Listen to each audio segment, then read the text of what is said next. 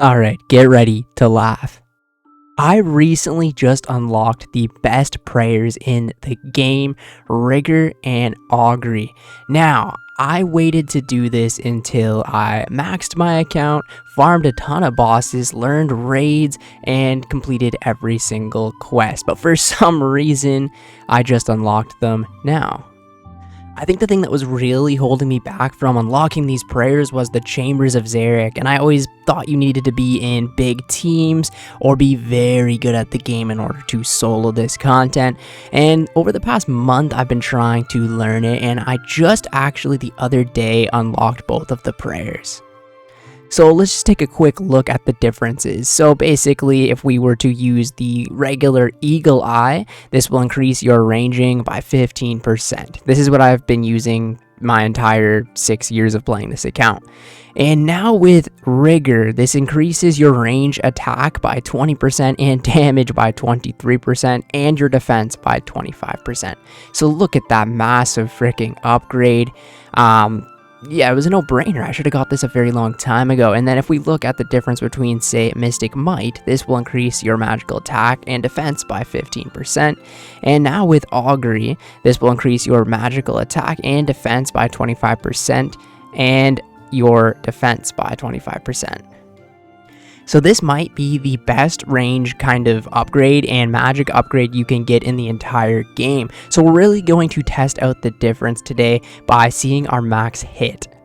Now to actually test our max hit, we will need to build a combat dummy. Alright, so the combat dummy can be built in the combat dummy space of the combat room in a player-owned house. It requires level 48 construction to build, and when built, it will give 660 experience. The player must have a hammer and a saw in the inventory to build it. Now, basically, the combat dummy is used to test the strength of a player's worn equipment. In order to attack the dummy, players must attach the sandbag. The players will always hit their max hit when attacking the dummy, but no experience will be granted for hitting it, which is great. And also, any ammunition fired will always be lost, so I guess keep that in mind. So don't be using like a ton of dragon arrows or whatever on this. And then you can upgrade it to be different types of combat dummies for Slayer and whatever it might be as well. Now, to actually create this, we're going to need 5 teak planks, 4 bolts of cloth, and 5 buckets of sand. Alright, so we're going to head over to our house right now. I don't even think I have a combat space in the house, so a way we can quickly actually check that is by turning our building mode on, and then we go into the little viewer of the construction thing right here, and you can actually see all of the different rooms you have. So it doesn't look like we actually have this room, so I guess we're going to have to build it.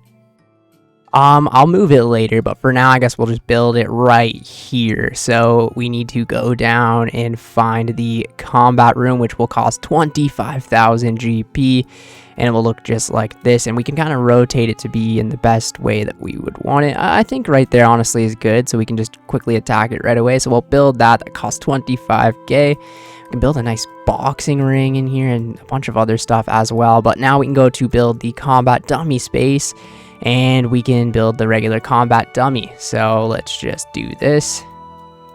And there we go. Okay, so we're going to turn building mode off now. And now we just got this combat dummy right here, which we can then attack it. And it looks like my max hit right now with my foot is 12. That is very interesting that we can just do this as many times as we want. Now, say for example, if I put Piety on, my max hit would be 14 instead of the 12. Alright, so we got a bunch of gear to test out the different max hits. Now, I obviously really wanted to build this to test out, say, Rigor and Augury, but we'll do it with all of the combat styles right here.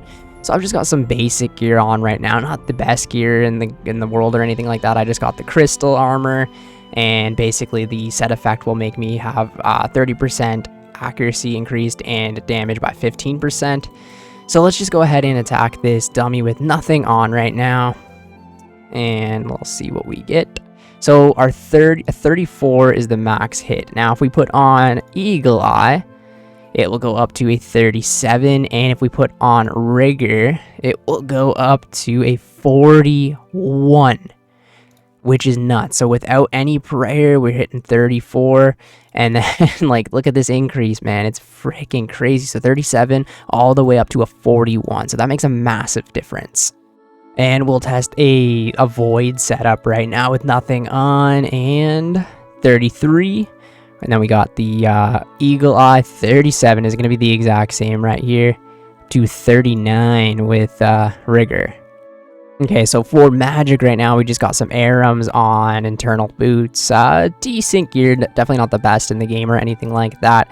So our first regular attack will be 37, which is pretty crazy already. Mystic Might will come in, and this will be 37. That did nothing? Really? That didn't increase it at all. Interesting. And let's put on Augury and see what this will do now. 37. I was literally so confused, but the max hit of the trident is actually 36.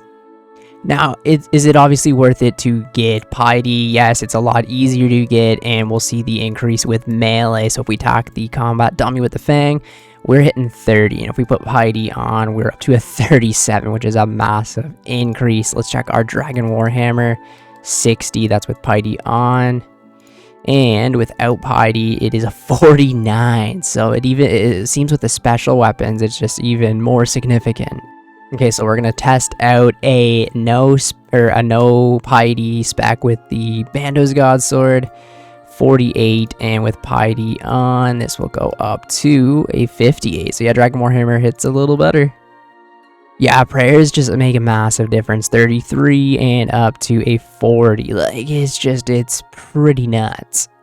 So to gain access to Piety, basically you have to complete the King's Ransom quest and the Night Waves Training Grounds, along with having 70 defense and 70 prayer. Now, it's fairly easy to complete this quest, and as well as the Night Waves Training, there's a ton of guides out on the internet and to help you be able to do this properly, but it's overall fairly easy. I just watched one quick video and I brought a completely different gear setup and different food and stuff like that and did it perfectly my first try. So Piety's the easy one.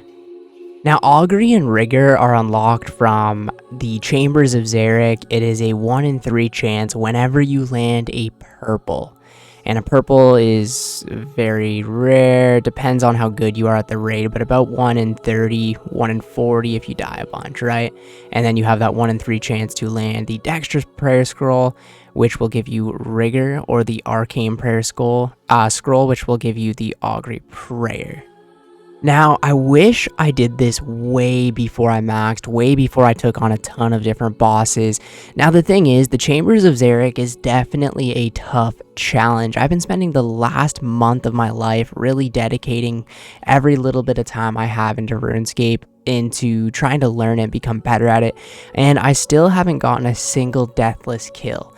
And yeah, basically you go through the raid like any other raid, and then the final boss at the end you have to prepare for, make a bunch of potions and stuff like that. But the final boss, the Ulm, is actually a crazy fight, and there's so many different mechanics, but every single time that I go into it, I'm learning more and more, getting better and better, and it just takes time. I've heard tons of people say you need to kill 300 to 400 of them before you actually kind of like learn the method and learn the mechanics and kind of figure it out yourself. And I'm starting to get better and better each run. I just completed a raid right now, and I had 15 super restore, Sarah Brews, whatever they're called in there, left on the ground. So it is definitely possible. I'm working my way up to getting that deathless kill.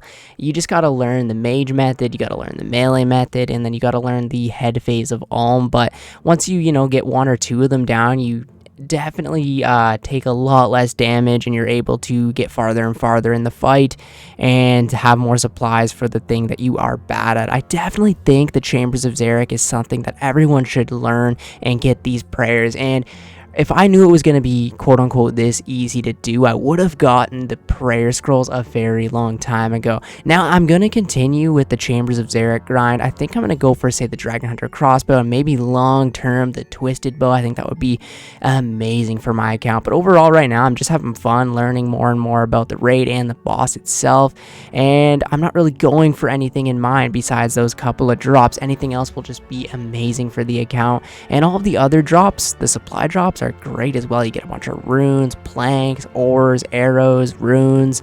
Yeah, it's overall a very good raid to camp and get good at, and I think it is a ton of fun. But anyways, yeah, definitely I would highly recommend all of the Ironman accounts to unlock all 3 of the prayers: augury, piety, and rigor. They're just amazing, such good bonuses for your account, right? And say you're an Ironman that can't get the best gear in the game, if you get these prayers, it will kind of compensate in a way for the gear, the lack of gear, right? I have decent gear on my Ironman, but now with these prayers as well, I feel like I'm just so much more damage, so much more accuracy. It's so great to have. What a great upgrade to get, and learning the Chambers of Xeric will teach you a lot of other mechanics for the game. But yeah, thank you guys so much for watching the video. I will catch you in the next one. See ya later.